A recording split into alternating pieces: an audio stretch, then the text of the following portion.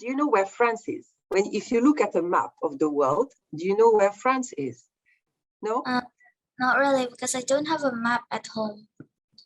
Okay, so you have to ask your dad to put a map on your wall, because it's very important to know the world.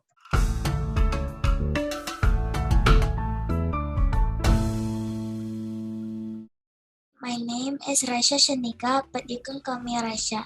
I am 10 years old right now, and I live in Depok. I school at public elementary school.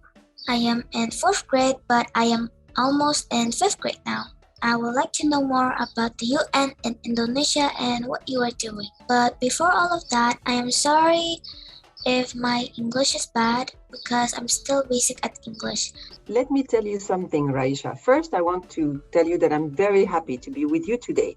And your English is not bad at all.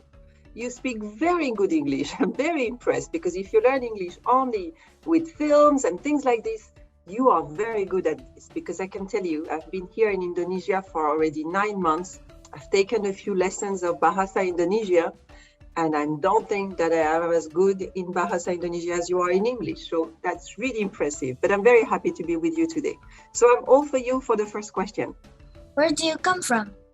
Okay, I come from France, but France is a faraway country from Indonesia. We are about, I would say something like, I don't know, from France, maybe 7,000 or 8,000 kilometers away. So it's really far away. Although I'm French, I don't feel so French. You know, I usually associate very much myself with the country I'm working in. Like now I arrived in Indonesia. Of course, it's still very new because I arrived 9 months ago.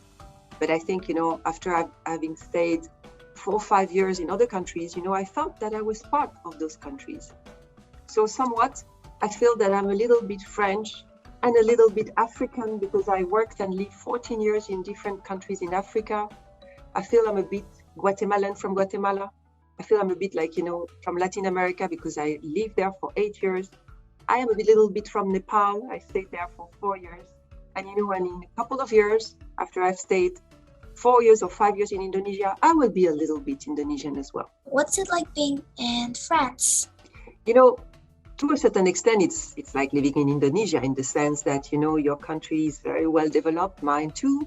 So, you know, we have shopping malls like you have in Jakarta, you know, we have, but it's different in the sense that in Indonesia and in Asia in general, people are very, let's say, friendly and open, and they live a lot outside.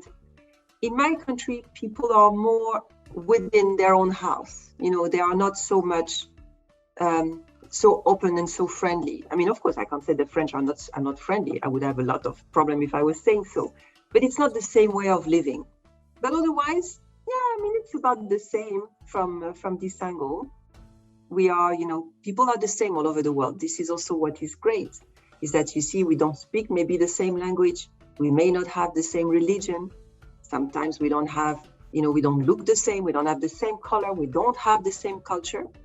But, you know, what I've learned with all my travel around the world is that at the end of the day, all those differences is nothing in comparison to what is the same. And you and I and all the people, we are the same. So that's why it's important, you know, be kind to each other because we are all the same people.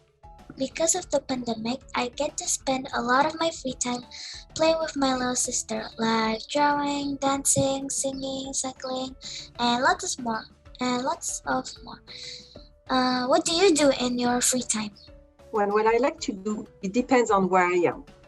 If it is during COVID time, where you can't really go out, so I spend a lot of my free time cooking, reading books, and having a lot of conversation on Skype with my friends, with my son, who is away in another country, and things like this. But when it's not during COVID time, I like to go out. I usually, you know, go and I like to be in nature, to walk in forests, in places, discover places. So this is what I do. But these days, it's a lot of indoor. So the second question is, in this pandemic, I can't really meet my friends and I cannot even walk to my neighborhood. So do you think that the pandemic will end soon? But I understand, and I really feel for you because when I was your age, you know, I wouldn't have imagined staying in the house for a whole year, which has been your case now. So you're very brave. And I must say, I admire you and all the people your age to be doing this. I have many friends who have children your age. And when I see how good they are at studying behind the screen and doing all this, this is really impressive. So you are the heroes, I think, of the pandemic. Mm-hmm. The coronavirus is really scary, and hospitals are full, and sometimes I even hear ambulances going through my home. So is the UN helping them to get better? What is the UN doing right now? With the UN, what we do usually is we help first the government, because it's the government that is in charge. The government is responsible to addressing the needs of the people of Indonesia. Then we also help the government, and we work on that with them, in putting in place the vaccination program, buying the vaccines, distributing the vaccines, all the logistics around sending the vaccines in different provinces, keeping track of who has been vaccinated. All of this, we help the government doing it. We also help the government with the response to the people who are sick. So first, the organization in charge of health, which is called the World Health Organization in the UN, has been helping the government in establishing more and more testing facilities. You heard about the fact that, if you are sick, you don't know, you go and get a test to check whether or not you have COVID. So we are helping the government with that. We are also helping in making sure the hospitals function. And so most of the work we do is to help the government. And there is another part of the work that we do. It's directly with the people, with you, with your family, with your friends, because we have a lot of communication that we do. We organize the information so that wherever you live, in the park or wherever, you have the information about COVID. You know where to find a testing place, you know where to find a vaccination center, you know what to do when there is COVID. So this is also part of the work we do. And the last part of the work we do as well for COVID is that, as you know, because COVID has obliged people to stay at home, there are a number of people who have lost their job. Many people who have no more job, people who have no more money every month. And these people are in a very difficult situation. So what we try to do is also to work with the government so that there is some support that is given by the government, or we help those people, establish a little business. I have been studying at home and schooling at home, and sometimes my mom teaches me at home too. Some workers also work at home, and some work at their offices. So, do you prefer going to work at home or at your office? A million times I prefer to go to my office because, I get to see my colleagues, I get to see their face, I get to discuss with them. When you are in the office, then you think, oh, let me ask somebody. And then you just stand up and you go to the office of that person and you discuss. At the same time, I have to recognize that when you work from home, well, it's a bit more, let's say, there are certain things that are easier. You can just wear a nice shirt and still be in your pajamas, nobody will see because we only see the top of your body.